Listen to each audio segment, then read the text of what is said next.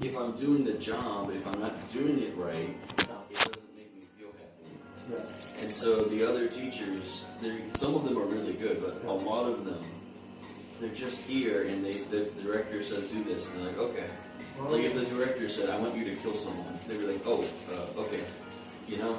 Yeah. So that's why it just makes me unhappy because like nothing works right. But then when I go and I teach at a language center one-on-one, I can see my student growing and learning. Yeah. This your idea is really good, and I think that's because that's last night I told my kid, you know it about what it is. My pattern, my concept can be maybe my American pattern or in pattern. That's the good way and standard my for concept. Yeah. And that means same you told many foreigners now come to Thailand and teaching this kind of Filipino. So that is for many countries. Okay, that means firstly, students that can get about English, but inside, you know, stand up or not, or perform or something, nobody will get. Are you saying like at the school they just you pass, yeah, like that? Oh, that's real. Yeah. Check you have for your program something can share because I can advise something for by your program face to face something or one-on-one. So when I'm at the language center, it's a very good one. We have a computer and laptops, and so I'll just talk like this with the student, and I ask them, well, what do you want to learn today? Because if we're going to have a conversation, it needs to be what they want to talk about. So they'll tell me, and if they're like nothing, then I just make something. But then I'll sit there and I can show them, like point to it, this is this. I've got the translation, like Google, and videos. So it's almost impossible as long as the computer is working. So I don't have to make a lesson plan, you know? Because like say somebody comes in and I have a plan about ancient history, but they want to learn about the solar system, the sun and everything. Then I can just, okay, and then new lesson, instant.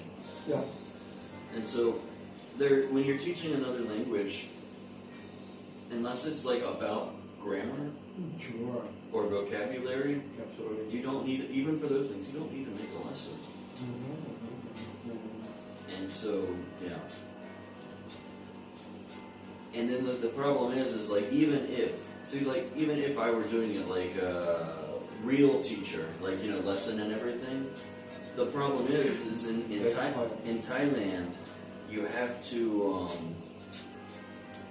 to let the student pass even if they fail. So you can't do it that way. You can't, if you're like the best teacher ever, you still can't do it that way. The only way I think in Thailand to teach English is one-on-one or in a very small group, like no more than 3 students. Oh, that's the key point, right? I think so.